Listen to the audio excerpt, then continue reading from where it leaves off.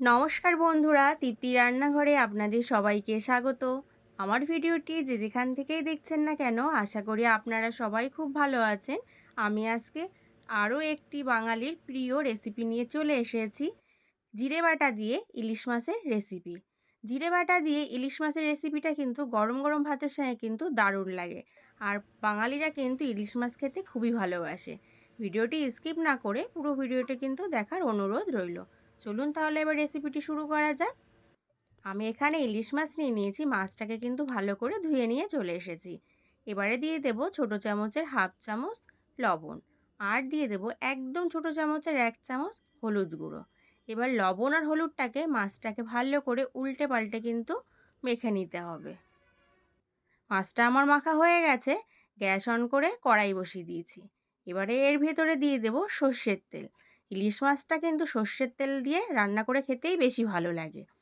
এবার তেলটাকে প্রথমে হাই ফ্লেমে ভালো করে গরম করে নিতে হবে। গরম হয়ে গেলে এর ভেতরে দিয়ে দেব আমি কালো জিরে।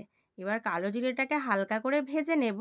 আর যখন একটা সুন্দর গন্ধ বেরোবে, তখন এর ভেতরে দিয়ে দেব আমি কিছু বাটা মশলা।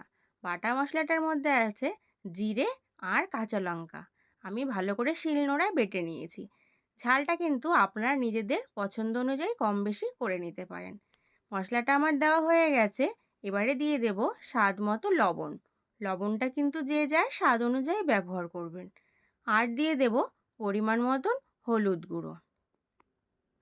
লবণ আর হলুদ গুঁড়োটা আমার দেওয়া হয়ে গেছে। এবার এটাকে ভালো করে একটু কষিয়ে নেব, যাতে মশলাটা থেকে একদম কাঁচা গন্ধ না আসে। এইভাবে নাড়াচাড়া করে কিন্তু মশলাটা কষাতে হবে, কারণ যেহেতু এটা হাই ফ্লেমে মশলাটা কষানো হচ্ছে। আর যদি না নাড়াচাড়া করা হয় তাহলে কিন্তু পাত্রের নিচে লেগে যেতে পারে। আমার চ্যানেলটি যারা এখনও সাবস্ক্রাইব করেনি তাদের কাছে অনুরোধ রইল চ্যানেলটি সাবস্ক্রাইব করার জন্য। আর ভিডিওটি যদি ভালো লেগে থাকে অবশ্যই একটি লাইক ও শেয়ার করতে কিন্তু ভুলবেন না। মশলাটা কিন্তু আমার পুরোপুরি কষানো হয়ে গেছে। এবারে আমি এর ভেতরে দিয়ে দেব পরিমাণ মতন জল। জলটা আমার কিন্তু দেওয়া হয়ে গেছে। এবারে কিন্তু হাই ফ্লেমে প্রথমে কিন্তু এটাকে আমি 2 মিনিট একদম খুব ভালোভাবে কিন্তু জাল করে নেব। যখন এরকম ফুটে উঠবে তখন এর ভিতরে দিয়ে দেব আগে যে আমি নুন হলুদ মাখিয়ে রেখেছিলাম মাছগুলো, সেই মাছগুলো দিয়ে দেব। মাছগুলো আমার দেওয়া হয়ে গেছে। এবার দিয়ে দেব আমি এখানে বেগুন। এখানে আমি সরু সরু লম্বা লম্বা যে বেগুন আছে সেটাই কিন্তু নিয়েছি। নিয়ে দেখুন মাঝখান থেকে একটু কিন্তু চিড়েও দিয়েছি। আর আমি 2 পিস করে নিয়েছি। একটু বেগুনগুলোকে একটু বোটাও রেখেছি দেখতে সুন্দর লাগার জন্য। আর বেগুনটা কিন্তু অবশ্যই জলটা যখন ফুটে উঠবে তখন দিতে হবে। জলটা দিয়েই কিন্তু বেগুনটা দেওয়া যাবে না, তাহলে কিন্তু বেগুনগুলো খুব ভালো সিদ্ধ হবে না। সেই কারণে জলটা ফুটে উঠলে বেগুনগুলো দিতে হবে। এবারে আমি ঢেকে দেব হাই ফ্লেমে 5 মিনিটের জন্য। 5 মিনিট হয়ে গেছে। এবারে আমি ঢাকনাটা কিন্তু তুলে নিলাম। তুলে নিয়ে কিন্তু সবার প্রথমে একটু আলতো হাতে কিন্তু এগুলোকে মিশিয়ে দিতে হবে। তাড়াহুড়ো করা যাবে না, তাহলে কিন্তু ইলিশ মাছগুলো ভেঙে যেতে পারে, কারণ ইলিশ মাছগুলো কিন্তু খুব নরম হয়। এদিকে কিন্তু বেগুনগুলো আমার পুরোপুরি কিন্তু সিদ্ধ হয়ে গেছে। এবার আমি এখানে মিশিয়ে দেব 1 চামচ সর্ষের তেল। ইলিশ মাছে কাঁচা সর্ষের তেল না দিলে কিন্তু আমার একদমই খেতে ভালো লাগে না।